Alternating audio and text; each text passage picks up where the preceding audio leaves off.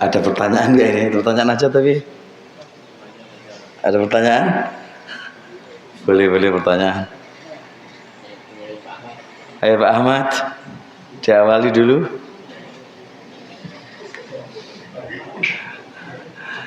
Pengawalan untuk Pak Ahmad.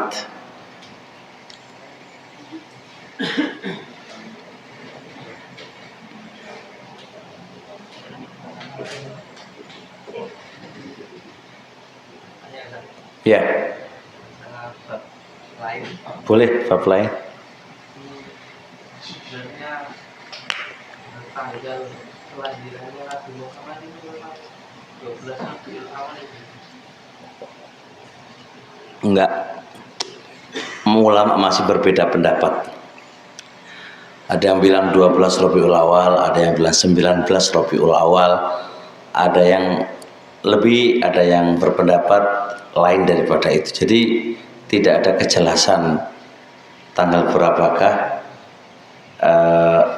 kelahiran Nabi alaihi salatu wassalam. Jadi kalau dipastikan tanggal 12 itu enggak. Ibnu Katsir banyak banget menyebutkan perbedaan-perbedaan terkait dengan lahirnya Nabi. Nah, kalau lahirnya Nabi itu masih diperselisihkan, kok maulutan itu kok tanggal berapa? 12. Ini termasuk dalil pelemahan adanya acara itu. Nggak ada dalil. Kalau dalil, kalau ada dalil semari urusan ini. Orang dalil. Kalau ada dalil berarti kan selesai. Segala sesuatu kalau ada dalilnya selesai. Nggak mungkin adanya perbedaan dan perselisihan.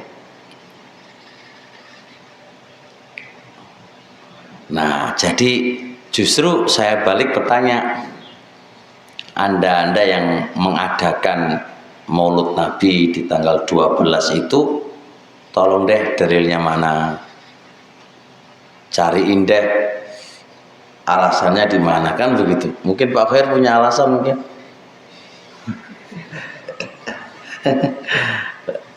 Gitu. Ya. Alasannya dia mengagungkan, ya.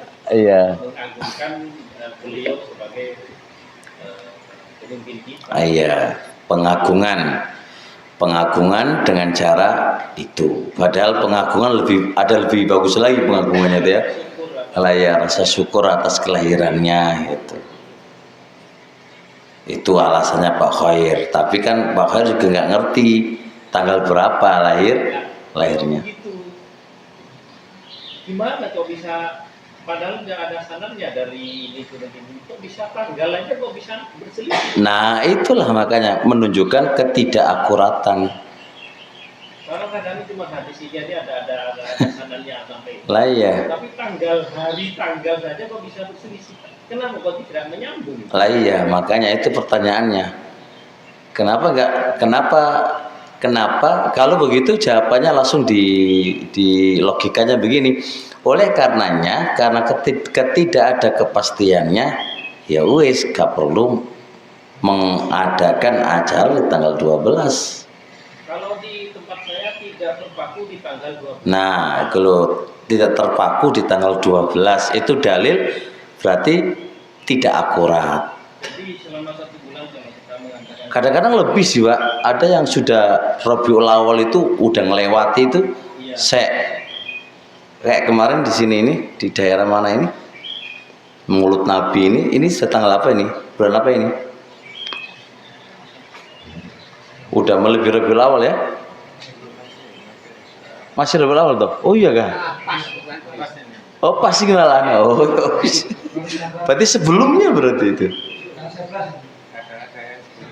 Oh malah ada yang sebelumnya, ada yang setelahnya. Jadi gitu. Jadi pokoknya di pas tanggal Rabiul Awal ngono wae.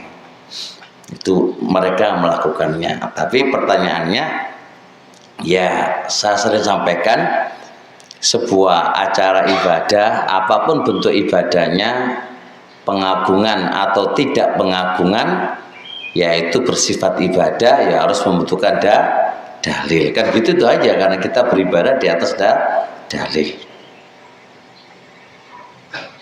Itu Khair. Nah, jadi kalau orang sekolah itu kan sebuah aturan apa saja yang dilakukan oleh kita harusnya ada analisis terkait dengan itu. Kira-kira perbuatan ini benar apa salah, atau paling tidak dalilnya mana. Dulu para sahabat itu melakukan apa tidak, atau Nabi itu menyuruh apa? Menyuruh apa? Merayakannya, kan itu. Sebenarnya itu aja sih kalau orang beranalisis terkait dengan sebuah acara apa saja kan harus ada begitu. Dan segala sesuatu kan dalam urusan apa saja ya harus ada dasar yang mendasarinya. Kalau nggak ada dasar ya gimana mau dilakukan? Kayak contoh aja, saya pernah diskusi dengan dokter spesialis, teman saya sendiri atau santri saya yang ngaji sama saya, terkait dengan kasus apa itu daun muris. Ngerti daun muris ya? Daun muris itu kan salah satu cara untuk bisa menangani penyakit apa itu? Kanker. Kebetulan dokter itu menyarankan kepada pasien yang saya bawa, Ustadz ini harus dioperasi. Saya bilang, dok, kalau ngoperasi waktu payudara ya, kalau diambil payudaranya dok, nggak jadi cantik dok, aku ngono kan. Itu saya bilang tahapan terakhir lah saya mau operasi itu pasiennya gitu. Saya pulang, terus saya browsing dan bertanya kepada santri-santri yang lain yang dia belajar ilmu herbalis. Saya tanya, terus sarannya suruh minum itu. Setelah minum itu selesai itu, saya datang ke dokter lagi, dok, tolong periksakan dok, kadar apa itu? Kadar apa itu? Kok nggak ada Ustadz? Ustadz obati apa? Saya bilang, dok, saya obati pakai daun muris dok. Dokternya nggak percaya. Saya nggak percaya Ustadz. Loh, kenapa nggak percaya dok? Karena di ilmu kami segala sesuatu itu membutuhkan analisis dari pakar-pakar ahlinya. Pakar-pakar kedokteran tidak pernah melihat bahwasanya itu adalah sebuah obat untuk menyembuhkan penyakit kanker. Saya jawab, dok, bukannya di Indonesia itu ada dua pengobatan yang sudah diakui. Pengobatan kimia yang itu adalah dokter yang menjadi andil padanya, dan yang kedua pengobatan herbalis yang itu ahlu herbalis lah yang punya, dan itu diakui dok, gitu ini kan, dan diakui.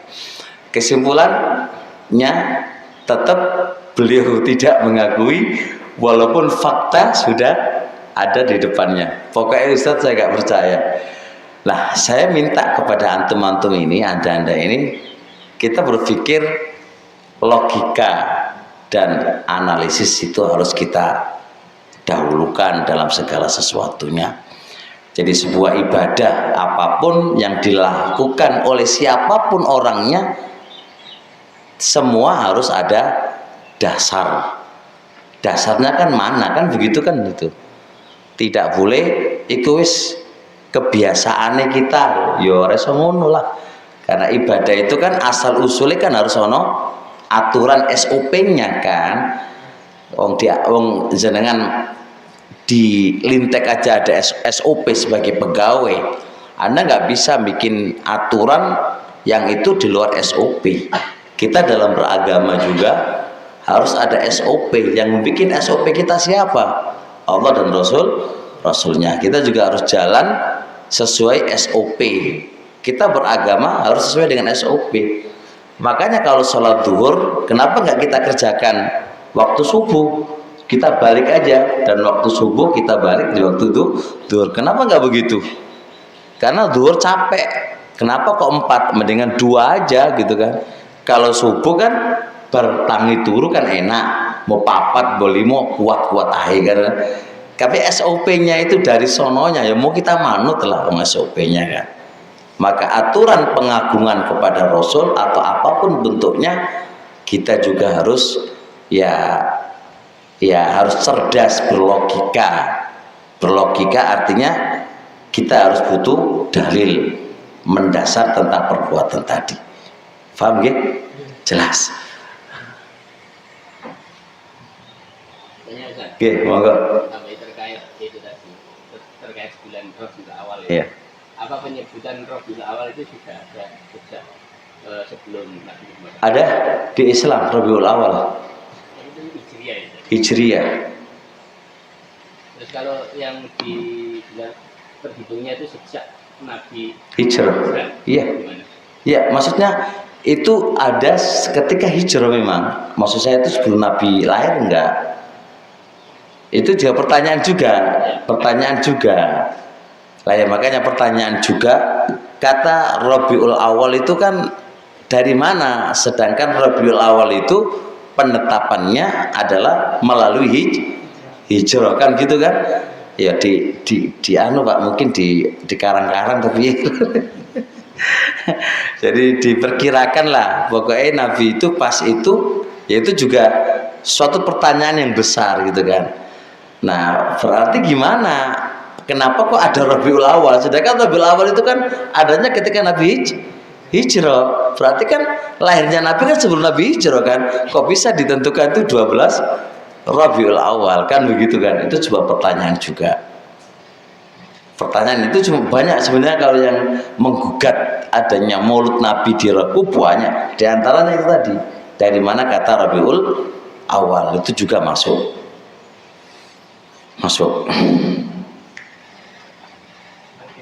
Ya, monggo. Misalnya di sekolah-sekolah yang ada acara yang memperingati gitu, terus kita partisipasi tapi enggak dilihatkan ibadah gitu, Kayak piye? kayak ada pengajian Pengajian anak-anak dipaskan pas itu gitu ya. Selain ini lebih apik, aman dari masalah. Aman dari masalah karena kalau kita paskan di saat itu secara tidak langsung apa? Ikut andil dan ikut campur di dalamnya. Mendingan kalau pingin pengajian dicari waktu yang lain lebih aman insya Allah. Kalau nggak bisa ya lebih mana. kalau acaranya kayak lomba-lomba gitu, Ya lomba-lomba dianuin aja karena pas lagi nggak ada pelajaran gitu ya. Itu lebih aman insya Allah. Masih mendingan di hari-hari yang lain yang itu masih ada perselisihan. Tapi kalau pas ini nggak repot. Untuk kasus ini tuh repot. Mendingan kalau jadi guru nggak perlu kayak gitu loh. Lu aman lah. Gitu. Di libur noai lu enak lah. Ya Pak ya. Biar main-main kelereng di luar. Tapi nggak libur kayaknya tanggal merah kan itu. Merah nggak? Libur kan? Libur. Lintek libur nggak? Libur kan? Nah iya. Yang kecuali lembur, yang masuk lembur malah.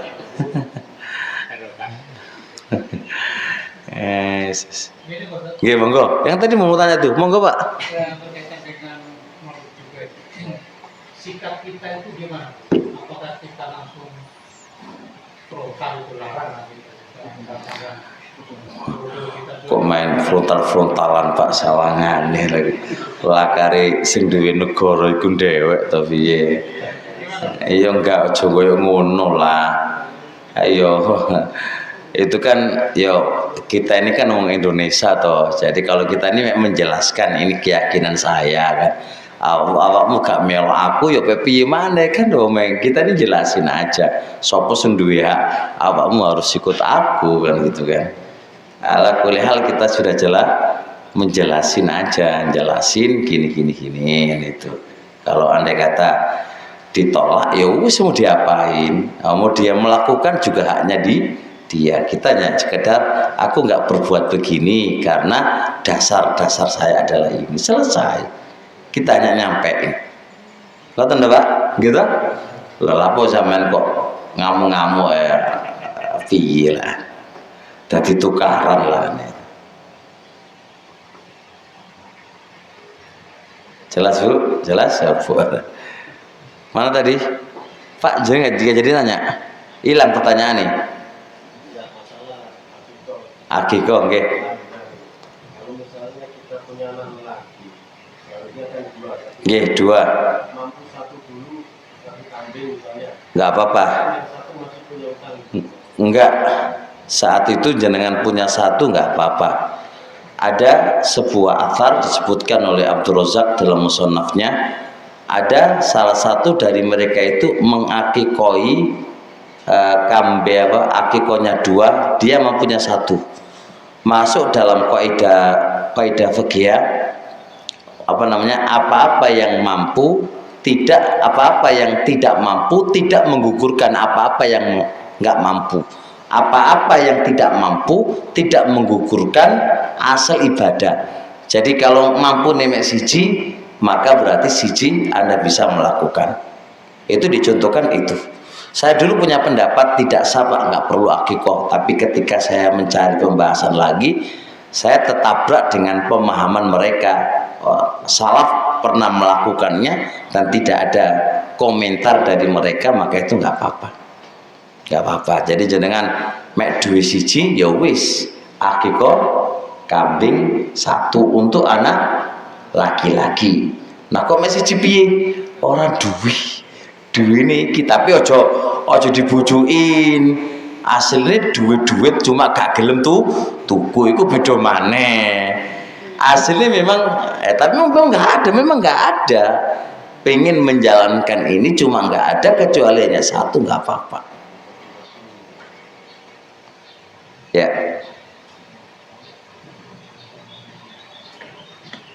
Jelas?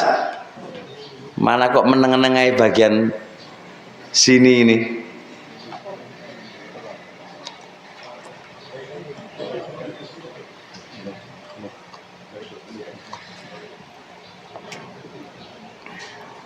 Nggak ada. Kalau nggak ada, ngaji aku.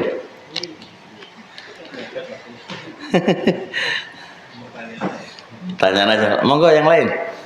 Siapa itu? Abdul Khalik kok meneng wae aja? Pindah tempat soalnya. Saling ngantuk tapi ya. Nggak fokus soalnya.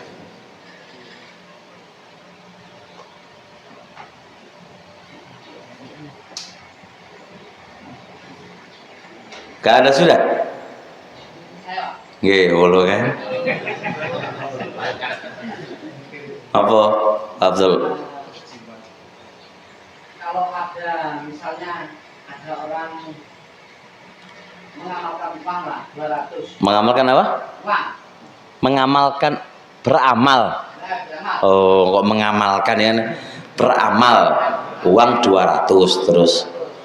Setelah itu minta hadiah Fatihah gitu. Sambil Fatihah itu punya gimana Pak? Nggih, mboten usah njaluk imbalan Fatihah wong sedekah karena Allah kok njaluk imbalan ya ora pantes. 1 itu ora pantes. Kan padha karo aku gelem sedekah mari ngono njaluk imbalan ya kan. Wala tamnun tastakthir. Ya ojo koyo ngono lah. Ikhlaskan aja karena Allah. 1. Yang kedua, yo saiki yo nyontoh Nabi lah, nyontoh Abu Bakar, Umar lah. Abu Bakar ngekei seluruh hartane lho. Oh yo ora njaluk diwacana Fatihah kok. Utsman niku lho ngetokno pira duwite. Yo Kanjeng Nabi yo aku wacana Fatihah yo ora ono ceritane koyo ngono. Jadi yo sebaik-baik pengikut atau sebaik-baik tauladan yo melok tauladani Nabi dan para sahabat. Ceritanya kayak Abu Bakar, Nabi kelaparan, kemudian keluar rumah, Abu Bakar, Umar, terus 3 orang pergi ke rumahnya orang Ansor. Mari ngono, nah orang Ansor itu menghidangkan ya ono buah-buahan, ya ono digorokno wedhus, ya ora ono ceritane hadis iku sahabat Nabi bar sampean tak kei mangan, tak kei ngombe, tak kei buah-buahan, wacana aku Fatihah ya ora ono, ora ono.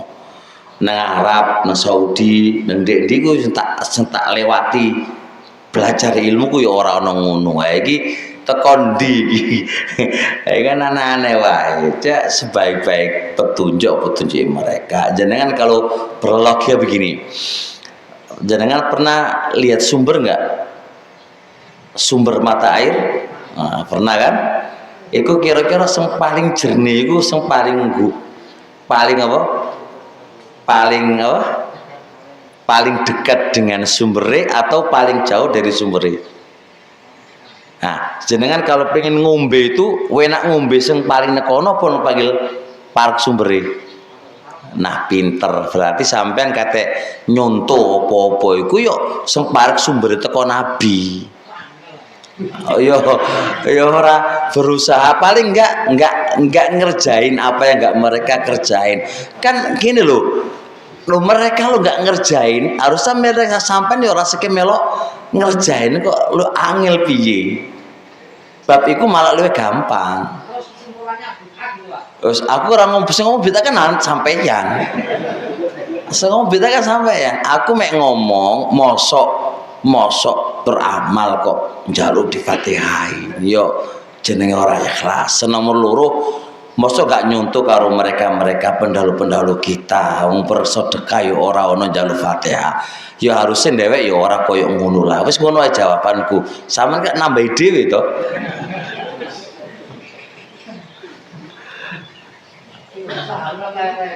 Hah? Nah, piye? Nah, pengen selamat apa ora awakmu? Nah, yo melok no.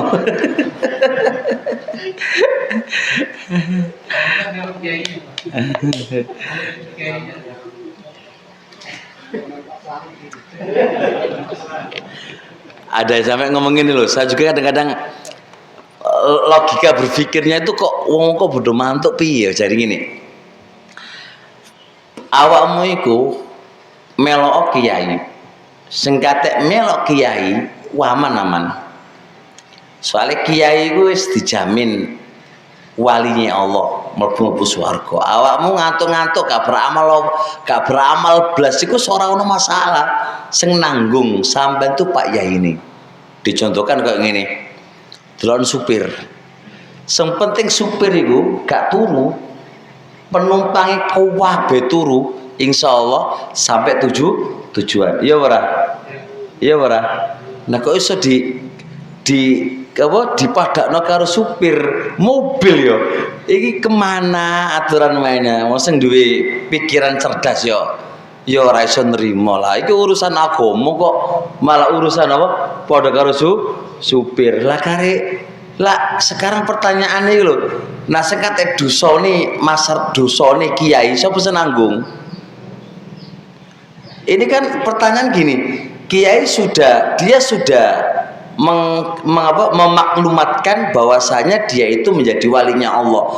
Iku kata kondi siji. Senomor loro memaklumatkan dia sendiri itu mlebu swarga. Kata kondi. Ketiga, dia bisa menanggung jamaahnya neraka apa surga. Itu kata kondi. Lah kok enak tenan ngono. Aku ngono ya gelem wae. Gak usah beramal, wis teko melok ya. Ya remek ya sing kon ngono ki. Itu enggak masuk agama no, koyo ngono ku ora masuk di akal. Nggih mboten? Sampe setuju ora, Pak? Setuju koyo ngono. Enak ngono, Pak. Nah. Iso tersesat sampeyan. Jadi enggak usah sholat, enggak usah apa? Enggak usah sholat, enggak usah yo gak usah sholat, gak usah apa terus piye mari ngono. Apa jarene apa?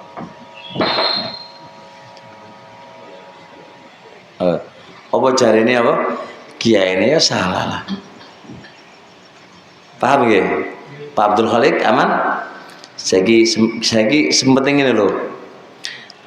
Awak dhewe iki kalau dikongkon koyok sahabat yo ora iso. Dhewe iku sapa? Tapi bukan berarti awak dewek tidak mencontoh setiap gerak-geriknya sahabat dalam perilaku dan beribadahnya. Dewek iki berusaha bicarane nyontoh apa yang mereka lakukan. Mereka enggak melakukan, ya dewek orang melok-melok melakukan. Mereka melakukan berupaya bicarane iso manut. Gak kuat ya wis sahabat aku ora kuat nglakoni iki kan ngono.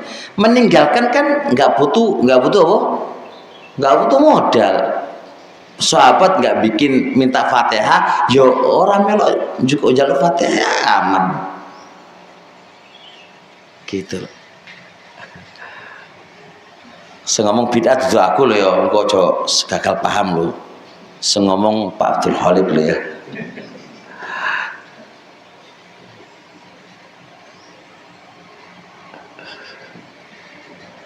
Dan ada satu lagi Pak Sobo, Pak Sobo sini. Hah? Pak Khosin kok meneng aja, khusyuk tenan dia Pak Khosin ini, sesuai dengan namanya ini. Pak Khosin itu khusyuk tenan, diam aja. Pengamat Pak Khosin ini.